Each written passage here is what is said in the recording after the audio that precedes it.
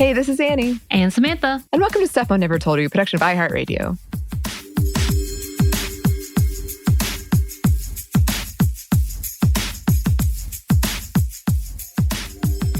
And today we are so thrilled, and me in particular, for reasons that will become clear, to be joined by the wonderful, the excellent Bridget Todd. Thank you so much for coming on the show, Bridget. Oh, I'm so excited to be here. I'm so excited that you're down for the topic I want to discuss. This is the highlight of my week. I can't wait.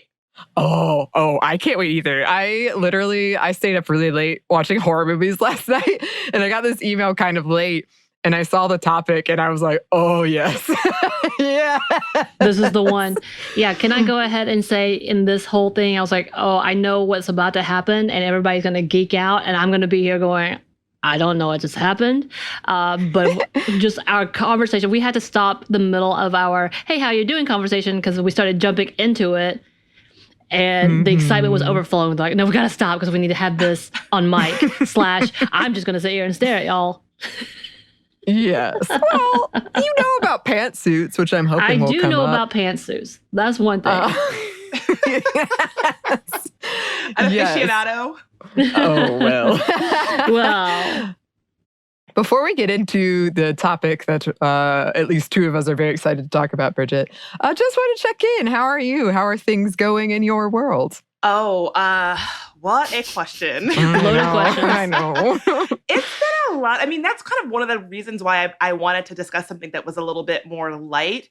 As listeners probably know, there's a lot happening in the world. I feel since the Supreme Court abortion decision leak to the horrible shootings in Buffalo and in California that were pretty clearly racially targeted, I think there's a lot heavy going on right now. And sometimes my way of, those things really dovetail with my work. And so in my day-to-day and my 9 to 5, they're just things that consume me. And I kind of go through weird phases where sometimes my response to it is to lean right in. I'm like, oh, I am going to read every article, go to every mobilization, every rally. I am in, and that makes me feel like I'm having an impact. But sometimes it's like, I need to lean way out. I need to limit what I'm reading. And so I feel like it's a pendulum. And the pendulum this past weekend was very much like, I went to the DC, Bands Off Our Bodies mobilizations. And so I was like really checked in. And then when Sunday rolled around, I was like, time to check out and think about X-Files. Right. Yes. Right. Who doesn't do that? Oh, me. Yeah. How has it been for you two? I would say the same. It's, we try very hard. We're very big proponents of self-care on this show, and it's something that can be extremely difficult to convince yourself to do. And I think it does just feel like a lot of weight, But similarly, I also am somebody, I have all these kind of fiction escapes, which is one reason I'm very excited to talk about this, that I use that help me deal with things, including trauma, that I've talked about on the show before. So that's something I've become more mindful of as I've gone to therapy, but also during the pandemic, because during the pandemic, I lived by myself. So there was a lot of like, why are you doing this? Why are you engaging in this perhaps unhealthy behavior? Or maybe it's a healthy behavior, but you're like leaning on it too much. So I feel like for me, these past couple of weeks have definitely felt a struggle to maintain that self-care, not feel guilty about the self-care, but also like be responsibly checked in and not like totally checked out, if that makes sense. Totally.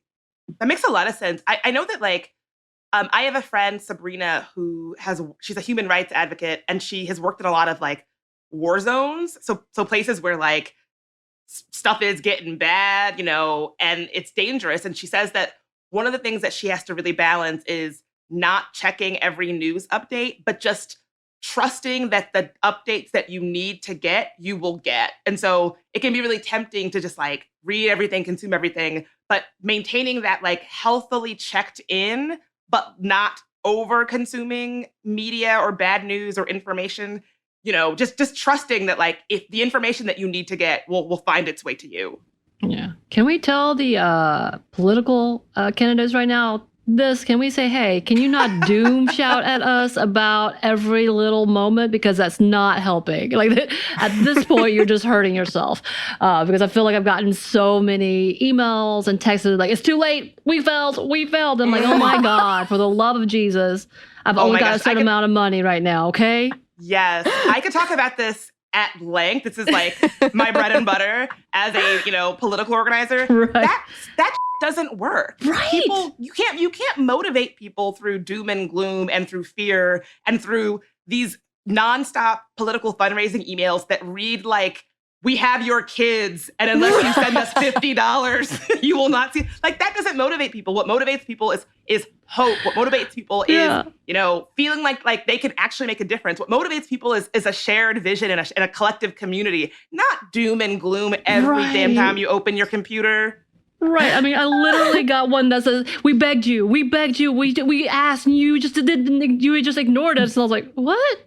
It's all happening? Your fault, Samantha. I know. I was like, you specifically. This makes me want to yell at you and be like, stop emailing me. I'm never giving you any money ever again. Like, because you're haunting me because I gave you to you before. This is not helpful. But yeah, can we just like let them know this is not working? We need to see action. But I think I'm on the same lines of trying to find the balance of making sure we're not making other people's loads too heavy by not taking on our own part. There's a lot of shootings that's happening. And I think it's just that it's always happening and that some things just catch attention. But the way that it's racially motivated and it's spread throughout the country is so gross and so ugly.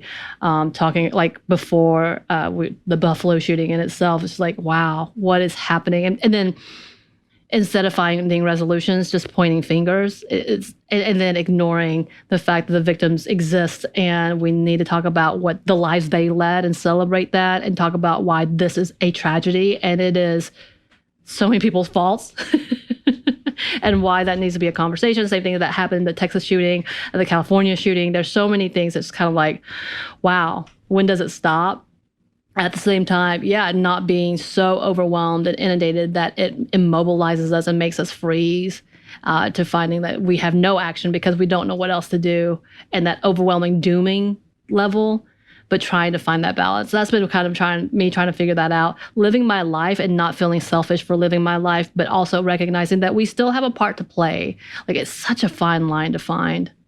Oh, I'm grateful that you all are having these conversations. And I think your listeners probably appreciate it too. I think like it really is about finding balance, because it doesn't help anybody if we check out and we're just like, yep, I guess it's all crap and there's nothing I can do. Guess I'll just lay here and die. But it also doesn't help anybody. I guess it's about knowing when you need to check out and how to check back in. Right. And nobody can staying super, super checked in all the time is a recipe for burnout. And so we have a lot of real issues, and we can't afford to have people who are interested and motivated to be burnt out. And so, I'm grateful for you all modeling that for your listeners, because I think it's really important. And I think it takes like intentional, consistent work to make sure that we're showing up as our best selves and giving ourselves what we need without guilt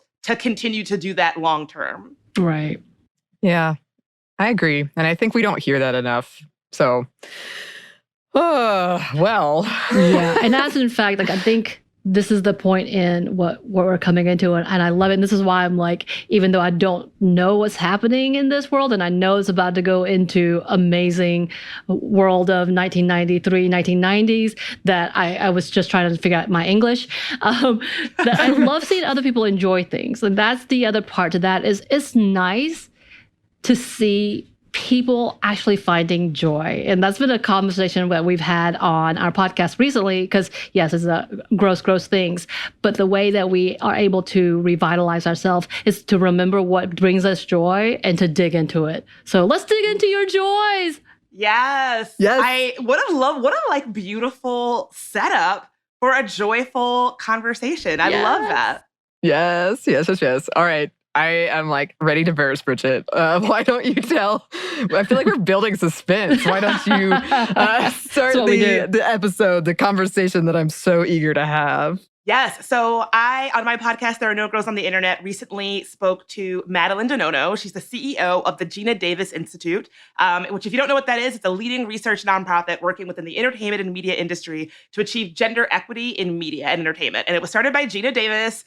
Yes, that iconic Gina Davis. Shout out to A League of Their Own. We love Gina Davis. She's awesome.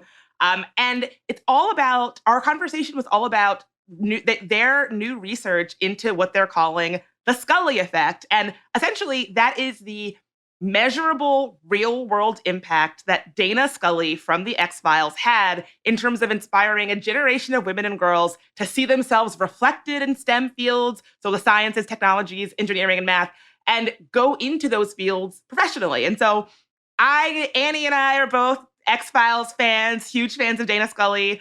Yes. But, I think it's so interesting because the Scully effect is something that anecdotally, you probably would imagine, like, yeah, I'm sure Dana Scully did have an impact on people. But before the Davis Institute did this research, we only had this like anecdotal understanding of it. Now, because of their research, we have a clear, research evidence-based backing for this demonstrable, measurable impact that Dana Scully had. Yes.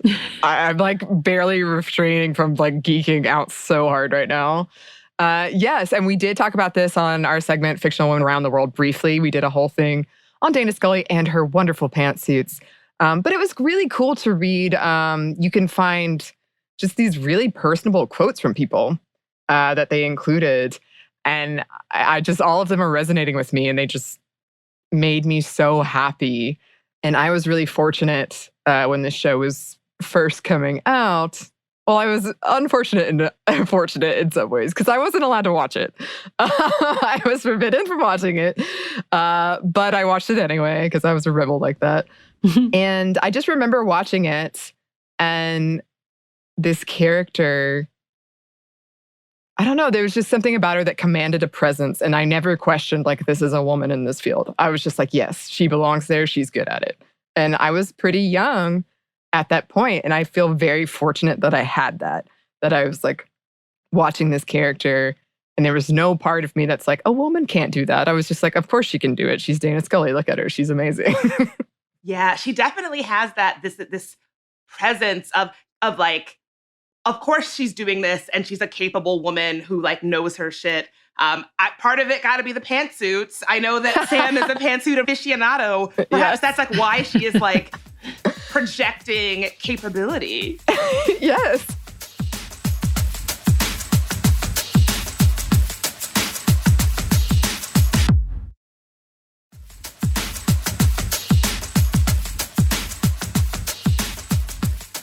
This is no shock to you, I'm sure, Bridget. There's like blogs dedicated to her fashion, and there's a whole like evolution of her fashion. And there was many discussions that I enjoyed reading about, like, she felt like she had to wear the pantsuit to fit into this man's world, but then they became more tailored and more feminine, and all this like dissection of her fashion, which I loved. I loved.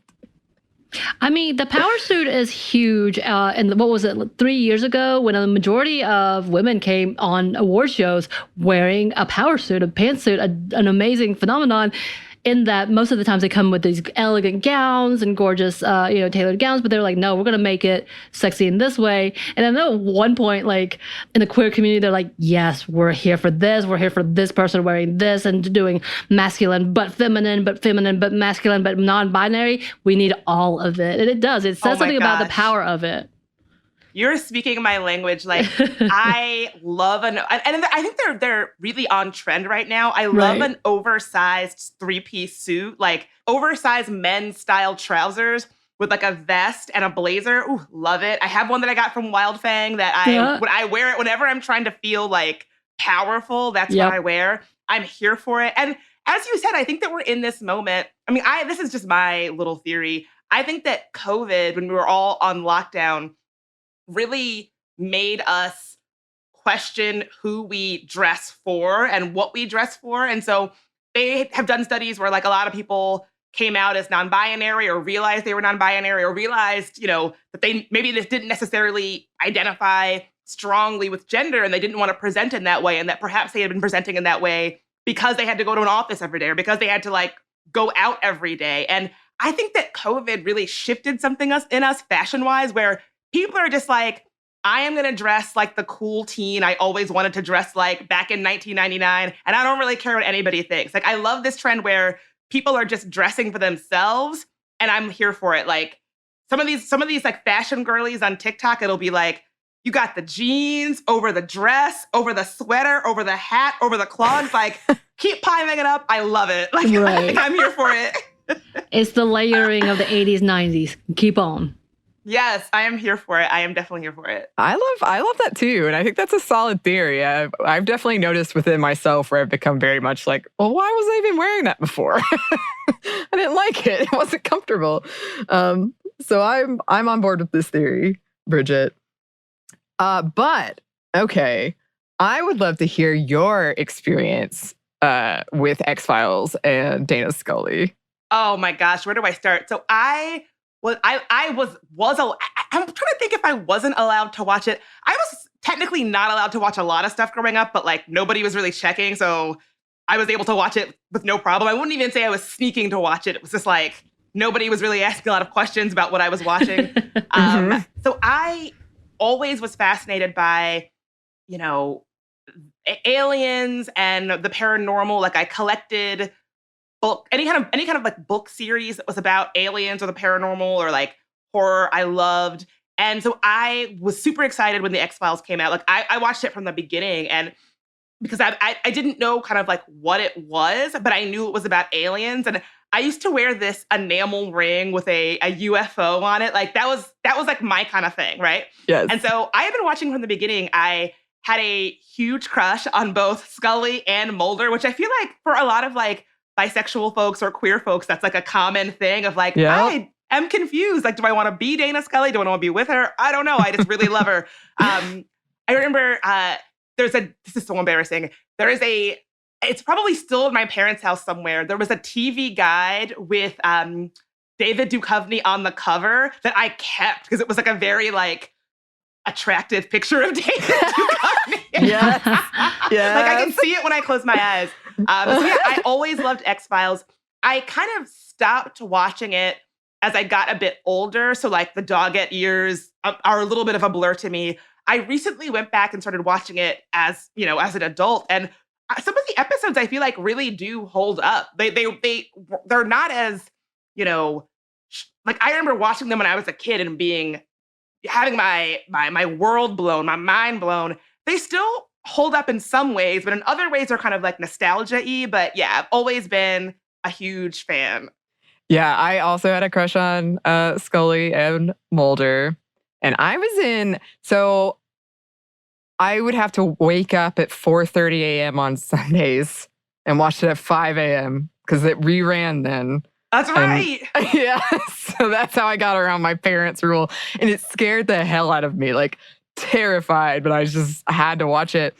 And this was in the time of like hand phones, like no cell phones allowed. And I would call my best friend Katie, who also had a crush on both of them, and we would watch it together on the phone. Oh, I love it. Do you remember doing that? Yes. We used to do that. We would sit on either one of those bulky ass handheld wireless phones or a corded, we had a corded phone with like a curly Q that was mounted to the wall. And I would awkwardly stand in the space between my kitchen and our living room where the TV was, just so I could stay on the phone and watch a television show with my friend. Like, what?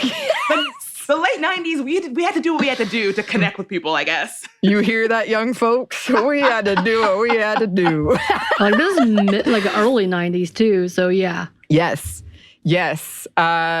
And just because I have to throw in my fan fiction facts, X-Files was the first big internet fan fiction fandom.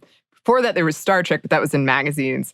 X-Files was one of the first big internet fan fiction fandoms, so I would read X-Files fan fiction. And this was like at the height of fear-mongering around fan fiction, where they're like, what are these ladies doing? They're writing about sex with men and women aliens. Like,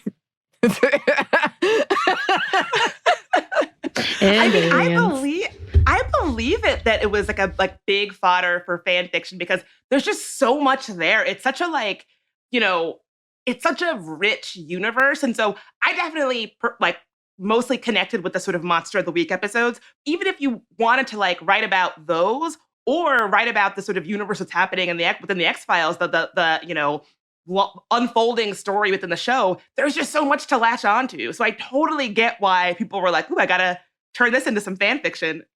Yeah, there's a lot of UST, unresolved sexual tension, as it's called in fan fiction. Oh, he's gonna go down the rabbit hole. I know. I was so excited about all of this. Love it. But yeah, the Scully effects is fascinating because this character was so impactful, and for a lot of people, and especially young girls, it was the first time we were seeing someone like that.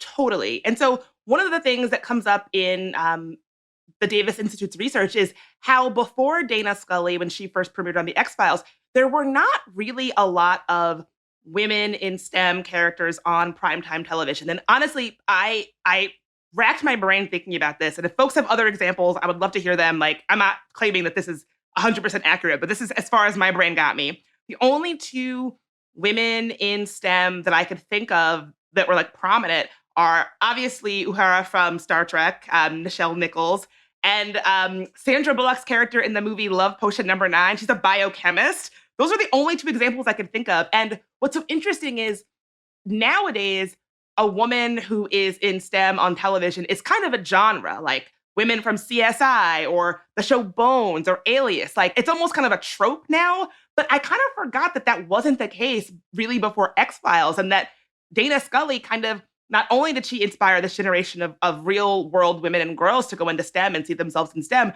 but also kind of created that as a television lane that is so rich now. But it's easy to forget how before, the X-Files coming out in the 90s, that really wasn't the case. I had to rack my brain to think of examples.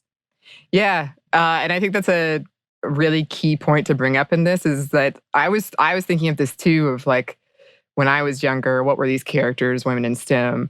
And so many of them were inspired by Dana Scully. She was a trailblazer in this. And I love kind of the flip of their dynamic of her being sort of the skeptical, factual, scientific one, and Mulder being kind of the pew pew, my emotions, this way, I feel like this is right. I don't know, I just really liked it. And again, as a kid, I love that I'd never questioned it. I was just like, yep, that's right. There's one. Dr. Quinn, Medicine Woman. I remember her clearly, but she came out around the same time as Scully. I will say that. There's X-Files. But that is one show I remember clearly because I was like, Western Doctor, that's a woman. What? Sorry, that was in my head. My grandmother's favorite show. She would watch it that was my rest in peace. She's probably in heaven watching Dr. Quinn, Medicine Woman as we speak. But that was very much her show. That was her. And the Cosby Show. I don't know when that all came either. Dr. Hustable, and she was she was a lawyer. She wasn't a doctor. Never mind. That doesn't count. I forgot.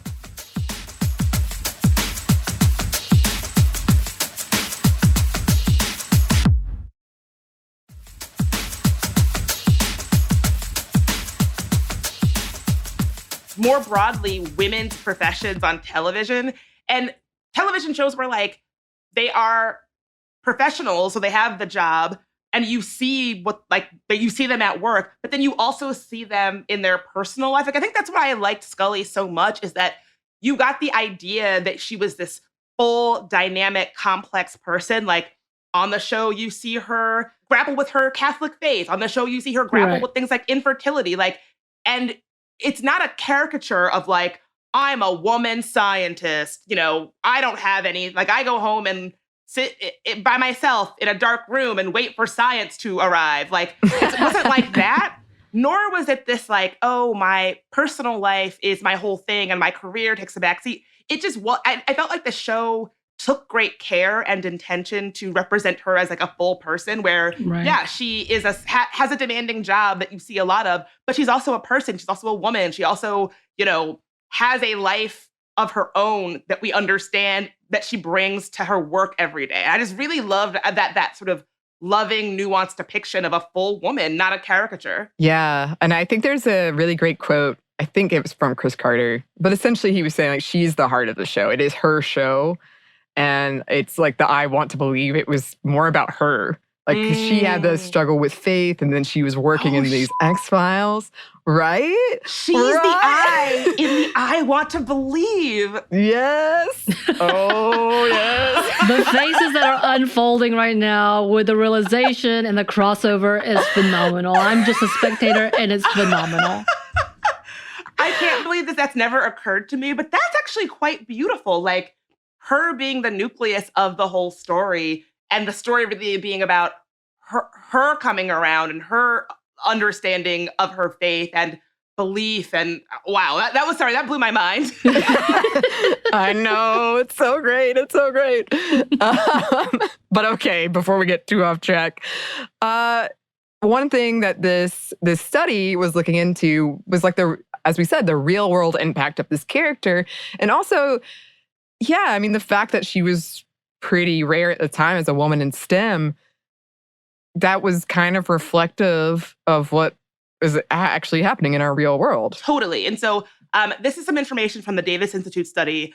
Women have advanced rapidly in many professional roles since the 70s, but we remain underrepresented in STEM professions. Women constitute about half of the college-educated workforce in the US, but hold less than a quarter of jobs in STEM. Only 10% of graduate degrees earned by women are in STEM fields compared to 24% of graduate degrees earned by men. And so it's important to note before we even get into this that this gap is not explained by gender differences. Studies have identified many causes of the STEM gender gap, including stereotypes, lack of early encouragement from parents and teachers, and gender discrimination in STEM fields. And so this I guess before Dana Scully, we really had this attitude that you saw reflected in television and movies and media of a scientist being this like white dude in a lab coat who is awkward or maybe a loner or all of that, right?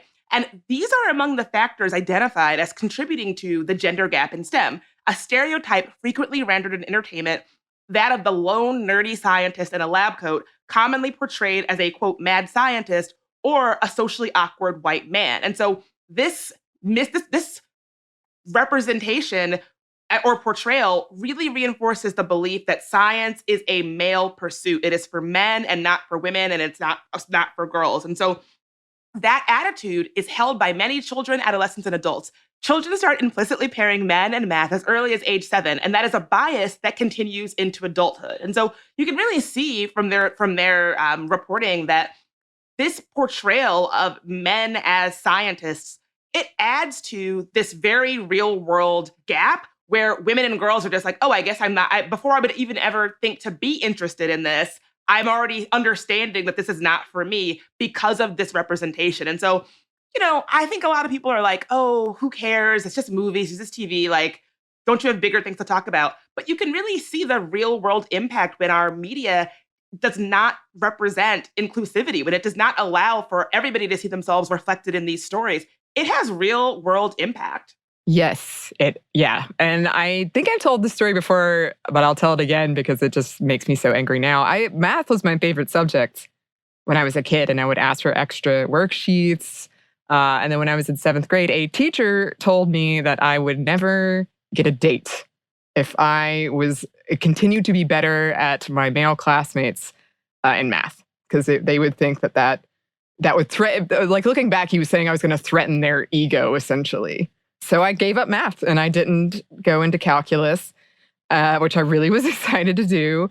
And then I went to a technical school and I would sneak into classes like physics, but I wouldn't actually take them. But I would sneak in because I loved them so much, but it felt like I wasn't supposed to be there or something. So it's really these messages and these stereotypes and all these things we're absorbing. I mean, that changed the course of my life. I'm not saying my life would have been better or worse either way, but it changed the course of my life. Right. Yeah. And there's no telling what you could have done, as well as the fact that your interest in men in general was like, you probably, to be honest, it shouldn't matter. That's what bothers me so much now is I'm like, I wasn't even into it. But the threat of it, they were like, it was the bad way enough. the teacher said it, it was like, that is a death sentence. If a man won't be interested in you, then Let's talk about early sexualization of people in schools. And that's in a heteronormative way and probably acceptable. Even though, but that's a whole big conversation too in general about representation. Like when it comes to gender, that's something that needs to be done. But when you go into the deeper rabbit hole of the intersectionality and the marginalized community and seeing like people of color being represented, that's something that's also significant as well, because that's one more deterrent to like, okay, as a white girl, maybe I can make it. If I'm a pretty white girl, then cross my fingers, I can do whatever I can do, but anything beyond that, like the representation line is still so far down than what it should be even today. And obviously we're backtracking, and that's a whole different conversation in itself. And then for Scully also, she was a person of authority, which in any kind of profession, any kind of assumption is anyone who is feminine should not be an authority figure. And so to see that too has got to be a phenomenal take, again, with that power suit, because that puts you in that place of authority once again, let's just say. Absolutely. It's my little cousins. They're obsessed with that show, Doc McStuffins, which if you don't have children in your life, you might not know what that is. But it's a little Black girl who is a doctor. And, just how important it is for them to see, little Black and brown girls like them as doctors, as decision makers, as powerful. And Sam, you mentioned earlier how like we're in this moment where that's being threatened. Whenever I hear a full-grown adult who complains about things like, what's that new movie where the girl turns into a panda? Turning Red. Turning Red. Whenever I hear full-grown adults say things like, "Oh, why do they have to make these shows woke now?" Like blah blah blah. I want to scream so loud and turn into a pile of like ash. Like, it makes me so angry because it's like, don't you understand, you dipshit? This is important for kids. It is important for kids to see themselves reflected. Like, I could still tell you, like, it was so rare to see Black women on mainstream television when I was growing up. Right. Like, in addition to things like X-Files, I was also just big into movies and TV and stuff just in general. I would watch like John Hughes movies or like teen movies. And if I saw like a Black woman in the background, I would like pause it and be like, there's a Black woman back there. Like that, it's so pathetic and sad looking back, but like I was so thirsty to see myself represented that I would take whatever little crumbs that I could get. And so when full-grown adults in 2022 talk about how, oh, well, back in my day, it just used to be white men on TV. Why do they got to make it woke, blah, blah, blah? It makes me so angry because what they're saying is we should go back to a time where people who look like we do should be satisfied with the crumbs. And they don't understand how important and how impactful it is to see yourself represented. And they're trying to take that powerful thing away from a new generation. And we didn't really have it like that. Like, we had to take what we could get, right? And so what they are saying is, we need to go back to a time when little brown girls and little Black girls need to be satisfied with whatever little scraps they get of seeing themselves reflected. And the majority of it needs to be reflecting my experience, which is already reflected everywhere, every time you turn around. Like, it infuriates me. And also, it's just one of those things where it's like, you're a grown man. Why do you care what movies Pixar is making? Like, why are you so upset about this? Right. And I love that he is so upset that he didn't get representation in that. And you're like, but wait, there's so many other movies that you have no representation in, but you're okay with because it's not at least a marginalized person that can take credit in being like, hey, look, we're accessible. That's wonderful. We're a human. What? Oh my God, exactly that. And what's so interesting to me is basically when you pull that argument apart, what they are basically saying is that, so I'm a Black woman, but I was impacted by Dana Scully, even though she's a white woman, right? And so I saw part of my experience reflected in her, her experience on the X-Files, but not fully, right? And so certainly marginalized people have had to find reflections of themselves in characters that do not look like them, right? So that's just like part of our experience.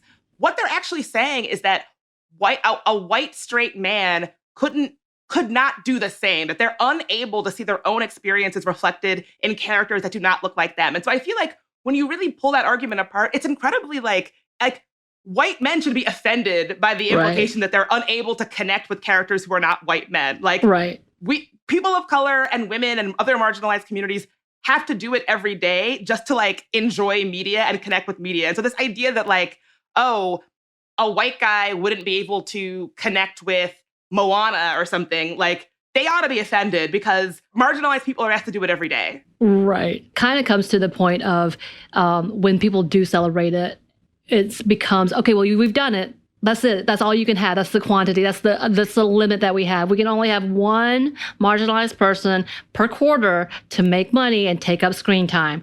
End of story. And it kind of feels that way, even with like X-Files being big, but they're like, all right, we got a woman in there, but we also have that dude in here because we got to even this out because it can't be too female centric. So, but we'll give her this and celebrate it, and it should be celebrated because it did impact it. But it's also, it's limited quantities.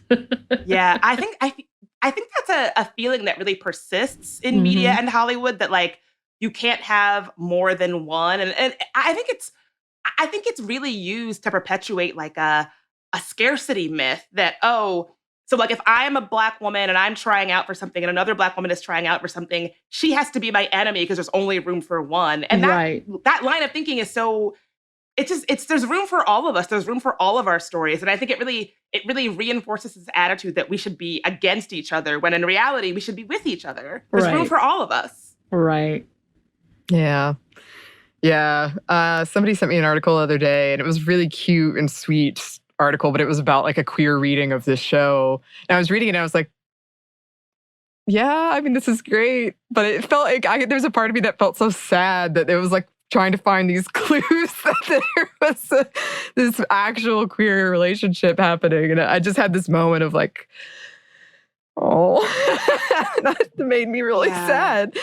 Yeah. I think it really is like, we have had to be nourished by so little. And so, pausing a screen where two characters share a knowing glance or something and having to be nourished by that when we deserve full stories. We deserve to see queer couples, actually engaging in like a, relationship and not having one of them die in the end or something like that. Like we deserve that. Yeah. Oh, I'm telling you, Bridget, every time you go on here, I'm like, let us just have a venting session. We can return to this at a later date because we have a lot of thoughts for sure.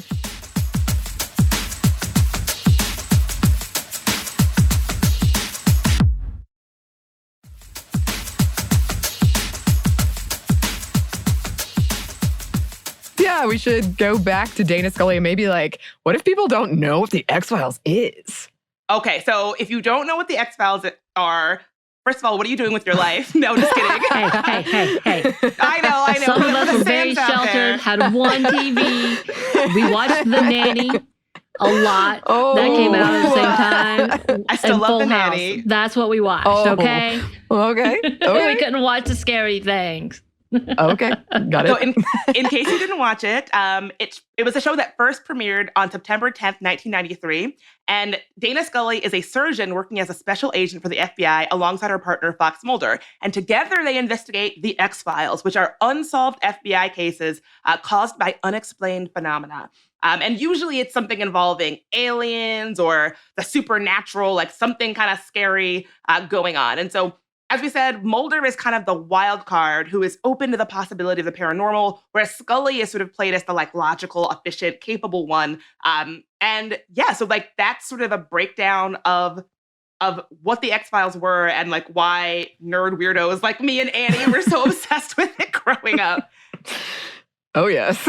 And we were not the only ones. And this is part of what led to the Scully effect. That's right. And so again, like, before this research from the Davis Institute, the Scully effect was just like an anecdotal thing that people assumed, but there wasn't really any research to back it. And so their study really is kind of groundbreaking in that it really demonstrates the real world impact that her character had. And so a little bit about how the researchers at the Davis Institute did the study.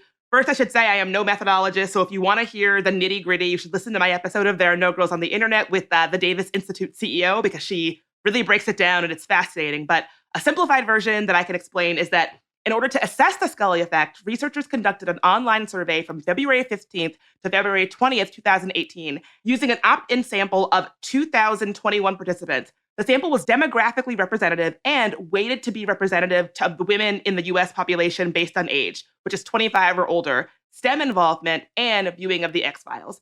And the researchers on this study basically found significant evidence of the Scully effect when it comes to attitudes towards STEM, working in a STEM field, and viewing Scully as a role model. It's like they found pretty conclusive evidence that she had a material, measurable impact on women and girls seeing themselves in STEM.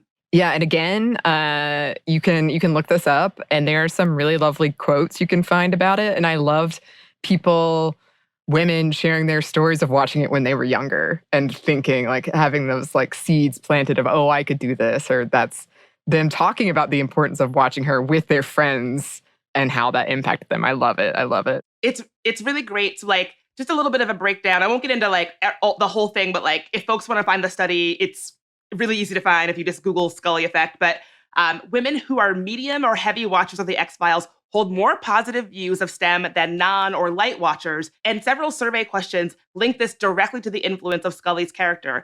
Nearly 2/3 of women who are familiar with Scully say that she increased their belief in the importance of STEM, and a greater percentage of medium and heavy watchers of the X-Files strongly believe that young women should be encouraged to study STEM than non or light viewers of the X-Files. And another thing, like, they asked participants the question, I would encourage my daughter or granddaughter to enter a STEM field. And more folks who watched the X-Files said yes to that question than folks who didn't watch it or like watched it occasionally. And so, yeah, it seems really clear that there was this like documented impact that she had on women and girls. Ah, I love it so much. I love it so much. Yeah, and from what I remember reading about it, almost every quote that I read from people was saying like, this had I wouldn't go back and do it differently, or it had such a big impact, and I'm so grateful for it. Like, I'm glad that I had this representation and that I saw that, which is beautiful that, you saw this character and you were like, oh, you know what? That's what I want to do.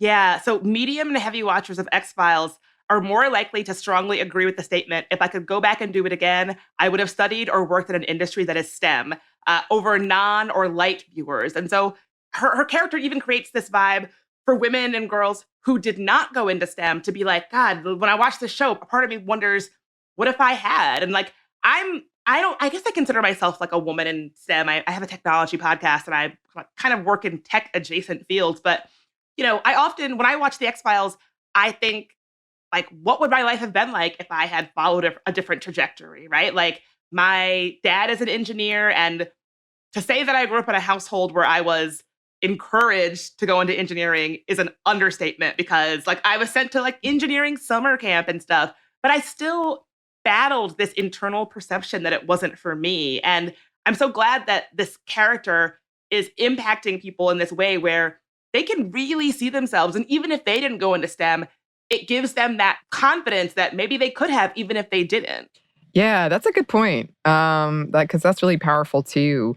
And something else, I believe in the study, they asked about people who particularly viewed Scully as a role model, right? That's right. So most of the women in the sample considered Dana Scully to be a role model for women and girls, and women who work in the STEM fields are particularly likely to see her this way. Nearly 2/3 of women who work in STEM say that Scully served as their role model. Among the women who are familiar with Scully's character, 63% say that Scully increased their confidence that they could excel in a male-dominated profession. So yeah, I mean, like, she is a role model. When they asked the participants, like, what words come to mind when you think of her, they gave words like strong, intelligent, smart. And so again, like, how important it is not just to see a woman in STEM, but a woman in STEM who is like kicking ass and making decisions and really good at her job. Yeah, I mean, I haven't watched the show since a long time. I watched it too from like beginning to end, but I don't think I've gone back since then. But I remember my perception as a young girl being like she was the more competent one of Scully and Mulder. She was kind of like trying to keep him together. And it did have a massive impact on me. And me and my friend, my best friend who I would watch it over the phone with, we were both determined. We had it in our heads that we were going to find the cure for Ebola. And I'm not sure, like, if we would have had that if I wasn't watching this show where I was watching this woman just dominate in the lab. So it did. It is powerful. And again, I love that when I look back on it, I just believed. I wanted to believe, and I did, because she was just badass. There was no question about it. She just was. And I loved it. First of all, she saved Mulder's ass all the time on the show. Like, he was always getting them into situations, and she was always having to clean up his messes and save both their asses. So she was definitely like the more competent FBI agent of the duo, for sure. And yeah, I think it's just a testament to the power of these stories and why it's so important that we have them. And again, as I was saying, I think it's easy to say, who cares? It's just TV. Like, it's not really having an impact. It's just, mindless entertainment. But representation really matters. And I know it's not the only thing that matters, but it is really important, because when we can see ourselves reflected, it creates a world where the possibilities become that much more real and that much more endless for us. And, I guess I know I've said this a couple times, but I just really do believe that our stories are valuable, and that we, or when I say we, I mean women, queer folks, Black folks, trans folks, like all of us, we deserve to see ourselves reflected. And we shouldn't have to be satisfied with like pausing the show to point to someone who looks like us, or like, even though it can be very fun, like inventing a whole queer relationship. We deserve to have fun recreationally inventing a queer relationship in our fan fiction, and also see a queer relationship played out on television. Yes. Yes. Oh gosh, so much fan fiction stories I could share, but I won't. Yeah, and I'd love to. I'm glad you brought up the point, because I don't think I had really sussed that out or encountered it. But I'm glad that you brought up the point that even for people who didn't go into STEM, it was important in believing that they could, or believing that STEM was important. So this effect was bigger than even I had realized. Yes, that's right. So, beyond attitude. So according to the study, beyond attitudes towards STEM, the Scully effect is also found in behaviors relating to STEM. Women who regularly watched X-Files are significantly more likely to have considered going into a STEM career, majored in a STEM field in college, and worked in a STEM profession. Among women who are familiar with Scully's character, half of them say that Scully increased their interest in STEM.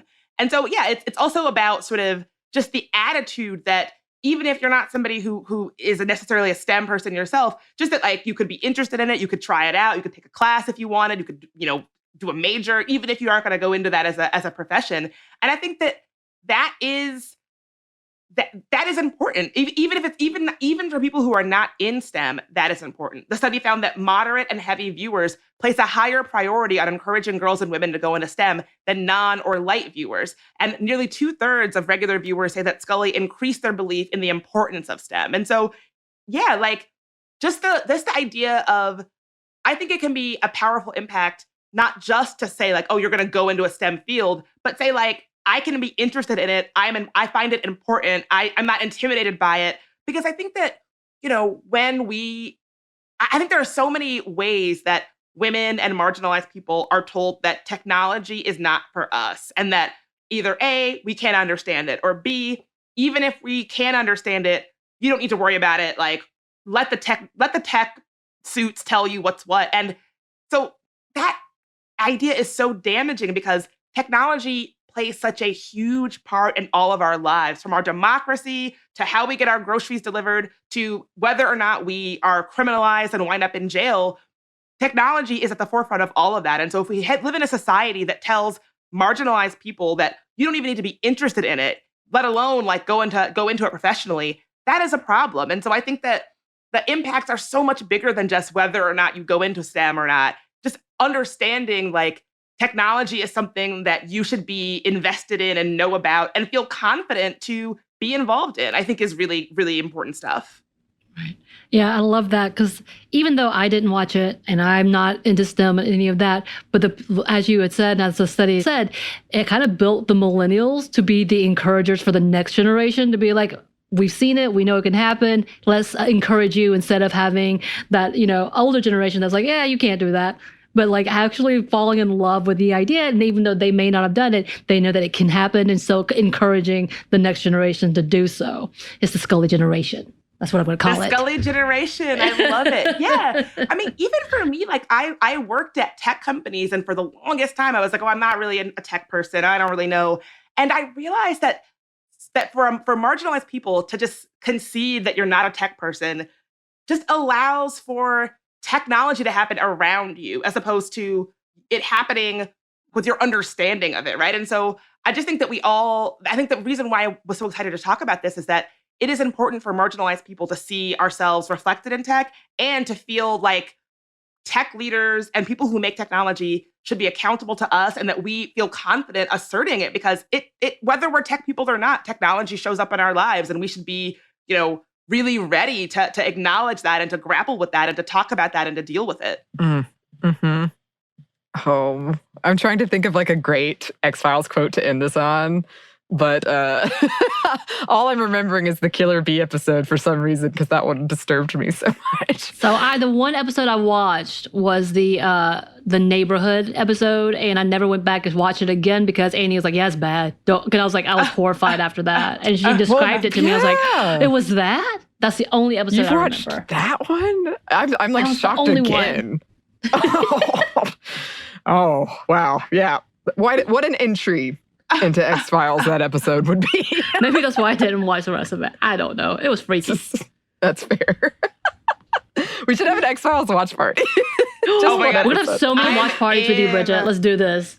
I am in. Well, a good ending question could be like, Anney, what is your favorite episode? Do you have one? Ooh. I like immediately collapsed in on myself. Oh, that is a good question. So most of the ones I remember very clearly were the ones that disturbed me the most. So yeah, I'm thinking of the Killer Bee one. There was that one with like the kid who was had electricity in his hands. Oh yeah. That one was messed up. And then the one Samantha's talking about, Home, which is infamous, about cannibals. I don't know. Now you've given me a project and I'm going to have to go look over. But I did used to write X-Files fan fiction. I knew it. And I'm gonna go back and see if I can find it because then I'll see my favorite episodes because I would always choose like my angstiest favorite episodes to write fan fiction about. So, wait, Bridget, do you have a fan favorite? Oh well, you guys are gonna think I'm a big weirdo, but it's Home. I think it's that one. I think it has the cadence of like good horror. Like it's like it's okay if you have not watched X-Files. Do not start with that one because it's an intense one. Yeah. But I just feel like it's the pacing and the cadence of the episode. It's like a good horror short story or something. It's just it really was. Pitch Perfect to me. Oh yeah, it's great. It's disturbing and terrifying, and I remember it very clearly, even though I was quite obviously young I do too. Of all the things that I've ever watched, that one episode, I still am like horrified by it, as well as the fact that I'm like, I will no longer go to anywhere that looks like a suburbs with white people. No, thank you. Oh yes, that's good advice to avoid, right? Don't go poking around in some like creepy suburban house. Yeah. No. Oh, yes. Well, this has been such a delight. So, I mean, we could continue talking forever and ever, and Samantha would just let us go. But I would. I suppose we'll stop here for now, even though I'm very interested in this watch party idea. Bridget, where can the good listeners find you? Well, you can listen to my podcast. I definitely recommend listening to the full episode of There Are No Girls on the Internet with the CEO of the Davis Institute, talking all about the Dana Scully effect and the research and how it came to be and all of that. But also just check out the podcast. We'd love to have you there. You can find it on iHeartRadio or wherever you get your podcast on. You can follow me on Instagram at Bridget Marie in DC or on Twitter at Bridget Marie. Yes, and definitely You're do that. You're going to have to start saying award-winning podcast, girl. Oh, sometimes I say it. I use it sparingly. The Bridget Todd for you, effect, then. maybe. Yes. Always such a pleasure to talk to award-winning podcaster Bridget Todd. Yes, I'll take it. Yes. And listeners, if you would like to contact us, you can. Our email is stuffmediamomstuff@iheartmedia.com. You can find us on Twitter @momstuffpodcast or on Instagram @stuffInevertoldYou. Thanks as always to our super producer, Christina. Also award-winning to us. Absolutely. And probably in real life, For we real. should check with her. Yeah, we'll go look at that. And thanks to you for listening. Stuff I Never Told You is a production of iHeartRadio. For more podcasts from iHeartRadio, visit the iHeartRadio app, Apple Podcasts, or wherever you listen to your favorite shows.